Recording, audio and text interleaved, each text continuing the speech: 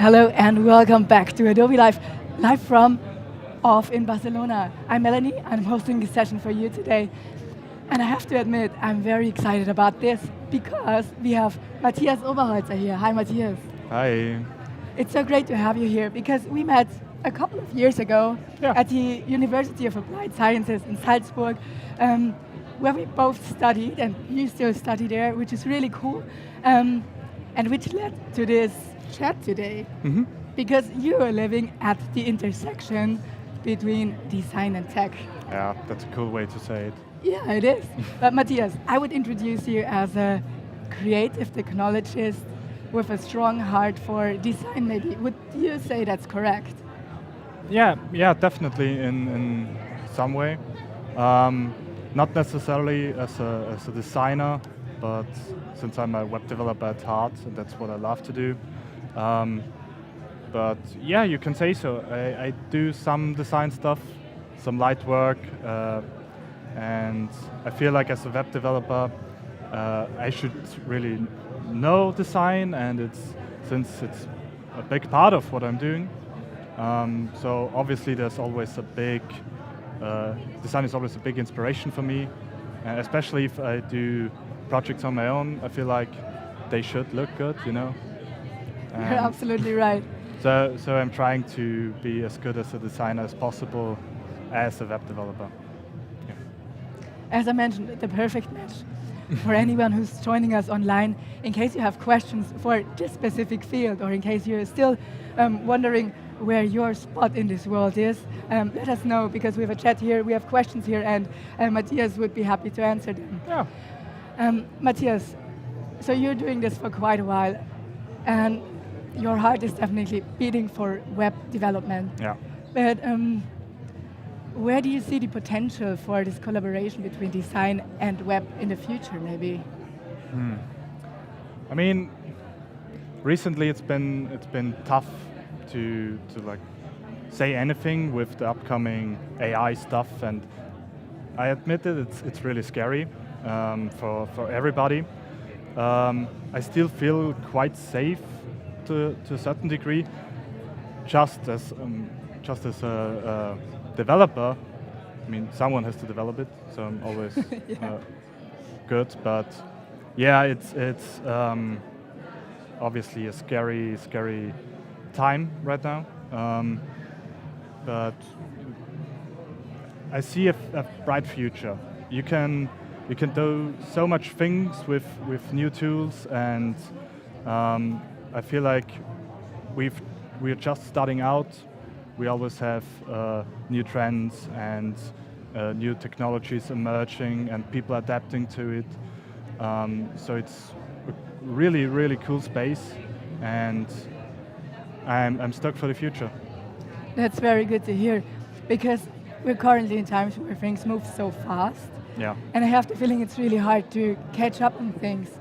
And especially in design, it's always good to understand technology, and especially what's happening behind the reasons why technology is built, but you're still the one who uses it, but you don't build it.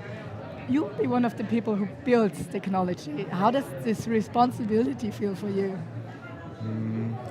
So I always feel like we have like the really creative minds, and what I love to do is, I mean, next to being creative on my own, I just love to bring those ideas into life and showcasing it to the world.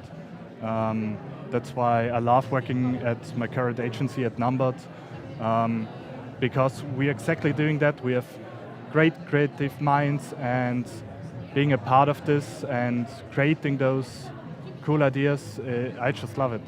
And really stoked that I got the chance to work with them and still working with them. Yeah.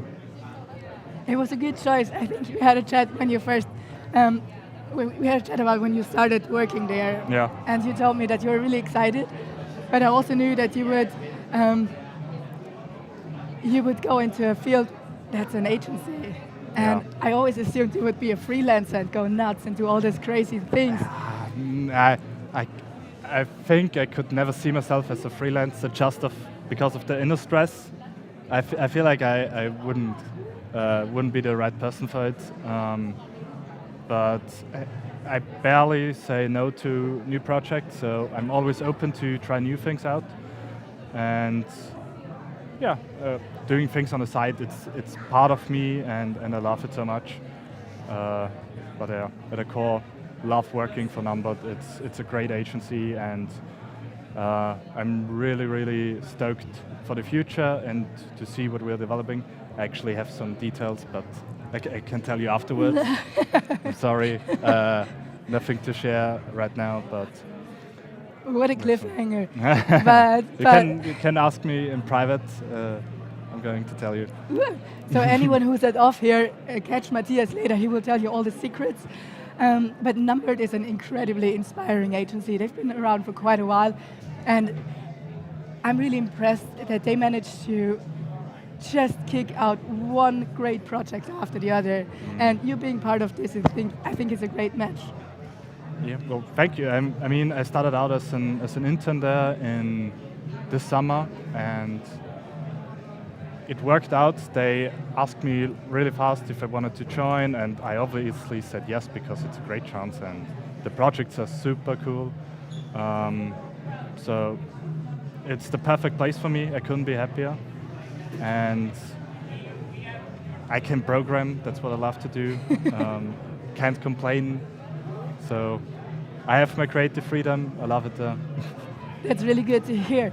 But Matthias, what happens to design then? Because you're always the one who codes and designs, and we've been working on projects together too. Yeah. Will you pursue this? And I know you've been using Figma a lot. Will you pursue this design path too, or is this something you would like to put in the background for now? It's tough, because I'm currently designing a website for my bachelor project, which is similar to this, an exhibition. It's Creativity Rules 2023. It's an online live stream event and the exhibition of all the bachelor and master projects of my university. And currently I'm doing the website design part as well. And it's fun. It's fun to do a cool new design, but it's also like really tough. If I have the choice between development and designing stuff, it's always going to be development. Because for me it's way more fun to see the design and then like adding smaller details and working with an already existing design and enhancing it with technology. I think it's a better part for me if I do that. I think it's also interesting to see both sides, and you can take both of those parts. Yeah. But you also have to feedback yourself on it. Yeah. Which can be quite exhausting. Yeah, it's. I won't show you my Figma board. It's cluttered everywhere, and like pictures, and you know the stuff. It's everybody has a big Figma artboard, and designing is hard. You have a lot of iterations, and let's be honest, the first 3-5 versions look always bad, and you sit there in the night and feeling like, why am I doing this? But then on the sixth version, you feel like, damn, this actually looks good. I'm feeling it. So you get some rewards out of your hard work, and this is also a big part where I like designing so much, because you have an working end product at the end, and obviously I can work on it in development even more. And of course showcasing it to other people, which is always a good thing to do. Because you talked about your project currently is a website for an exhibition. Yeah. Which role plays interactivity? And I'm asking this because at Adobe we are always trying to have creatives from all fields, use all tools that are there, because this is how you get most out of it. Mm-hmm. You don't just use Illustrator, you combine it with Photoshop, you use After Effects to bring it to motion, and then maybe even use Adobe Aero to put it into space. Adobe Aero is the AR tool that's currently there. Yeah, so what kind of role plays interactivity for you? Because also if we have a look at your website, you can have if you move the mouse, it changes the picture. Yeah. It's obviously a big part, and I don't want to do just simple plain websites. I love to do like creative ones like these, where you have, those interactivities, and it's small details where you have on my website you just have my basically my face, Yeah. but people love to play with it, and it's always fun to see like, oh, you can go really fast, it looks really cool, and it's the small details I like to bring to aesthetic design. And for my current project, for Creativity Rules, I try to do the same thing where we don't really have control over the content we get because it's school projects, because it's university projects. So we really don't know what to expect, but that's like a fun part where we have a few things where we can play with. We know we got pictures, we got videos, we got audio clips. Those things, I feel like we could easily do great interactions, and I'm really stoked to showcase Creativity Rules once it's finished in a month, I hope so, with some cool interactions. And yeah, I feel like at this state, you have to stand out in a certain way, and doing cool interactions, doing micro interactions, doing small details, it's just a great way to showcase your difference to other things.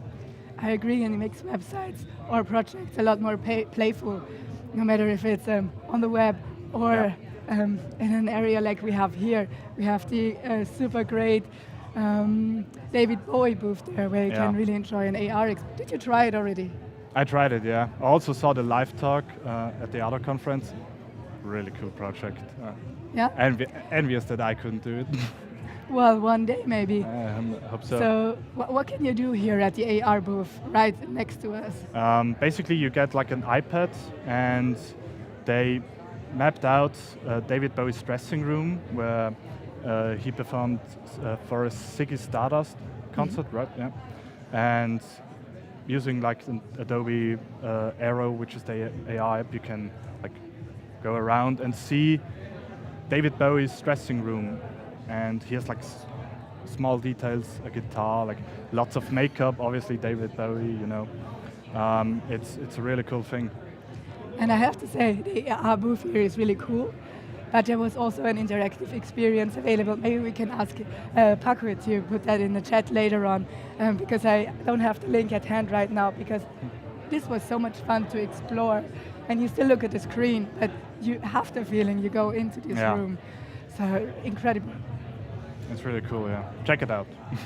You mentioned you like to work on playful projects. Yeah. And you explore a lot, and currently you also have the time to explore. How are you planning to move those explorative work into client projects?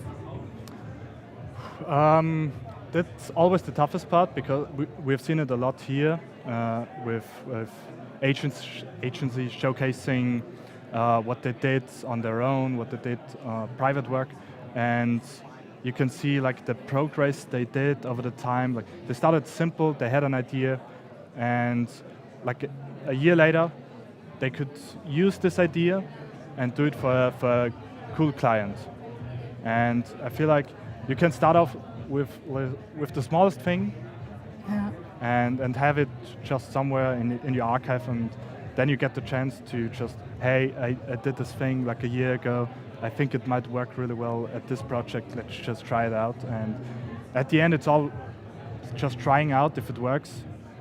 And yeah, so I have a few small things. Over the past years at the university, I did some stupid things. My teacher still hates me for it. I did a... You can't say that, it's live and online, available forever.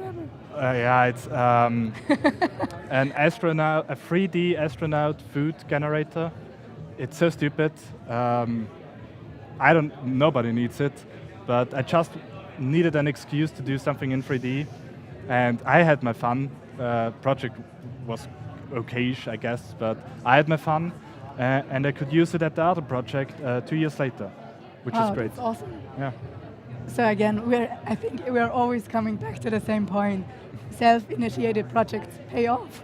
Yeah, If you really have the passion for doing stuff in your field, for doing creative stuff, it's always good to do things on your own, and it just shows your job that you really like it, and you helps you, because it can get stressful sometimes, but since you do it and since you love it so much, I feel like the stress comes and goes, but your passion is here to stay, and if you hold on to it, you're never going to lose your flame for it.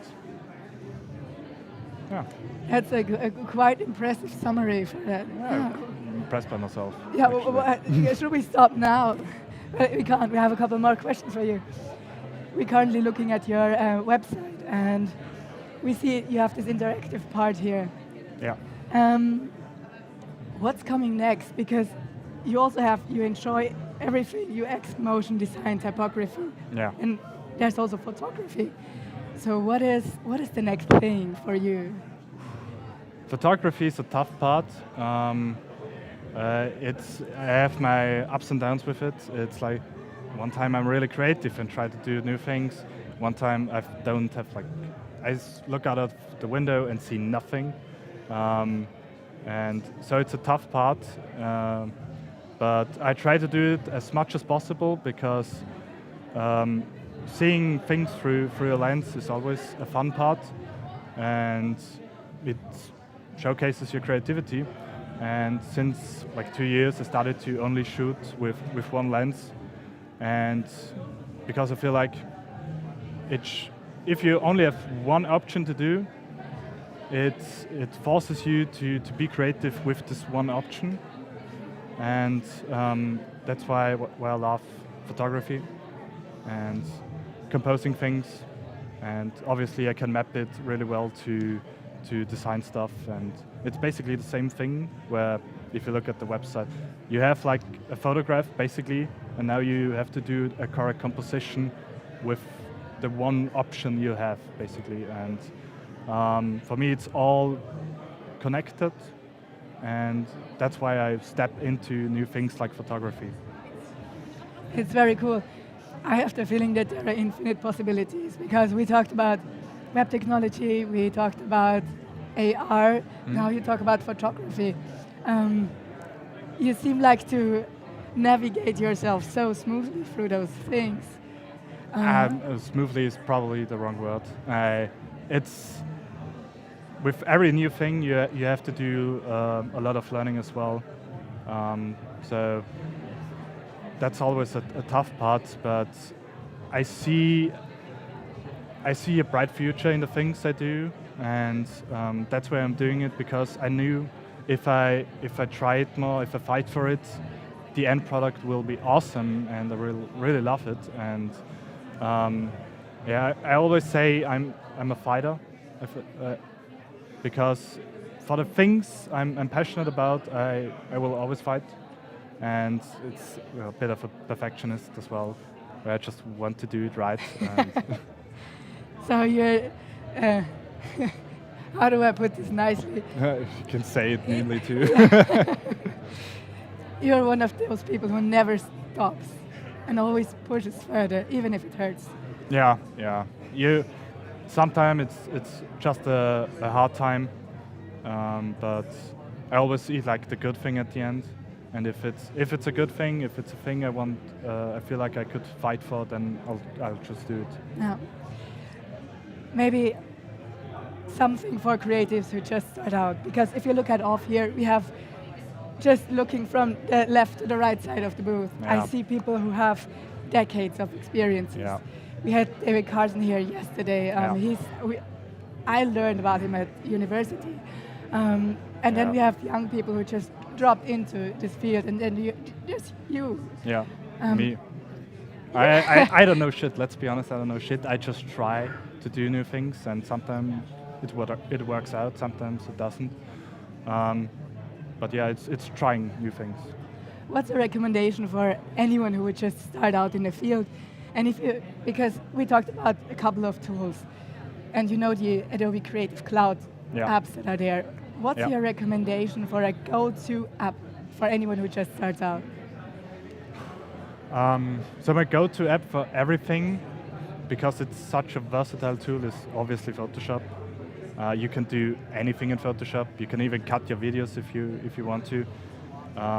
So Photoshop is a big part, and if it comes down to just having one program, it's Photoshop. Yeah. It's everything. You can do. Before Figma, obviously it was Adobe Photoshop, and before Lightroom, it was Adobe Photoshop, and they just have everything. You can even do 3D stuff. It's crazy. Yeah, pretty much all things you can think of boil down to Photoshop somehow. And it's been around for a bit more than 30 years now, so quite a while. It's nuts. Matthias, I think we're almost running out of time anyway. What's the last recommendation for creatives, and maybe a prognosis about the future? What's coming next?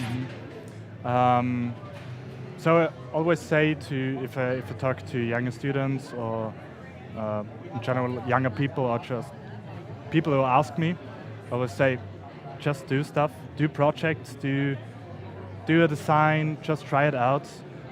If it doesn't work, it doesn't work. It's fine. You have to do those iterations, and you can't do like one thing and accept it to be good. And I've seen it with my projects. The things I thought I did good 2 years ago, I recently saw it and I thought like, what did I do there? I want to redo it immediately. So when it comes down, just do projects. It's so fun. Just try things out. Just do creative stuff, and being creative is really, really easy. Did you say easy? Easy, yeah. I think it's fun and easy, but also very difficult if you overthink things. Yeah, but I'm not the best at drawing, and recently started drawing again. No way, I don't believe that you did. Yeah, it's stupid. I draw like a lamp at the graffiti, but it's fun. I don't take it seriously, and I'm not good at it, but it's something for my mind to just do some sketches, and I don't know where it goes. A few weeks ago, I'd drawn a whole living room with a few smileys on it, and I don't know. Seems to work out. Yeah. Very cool.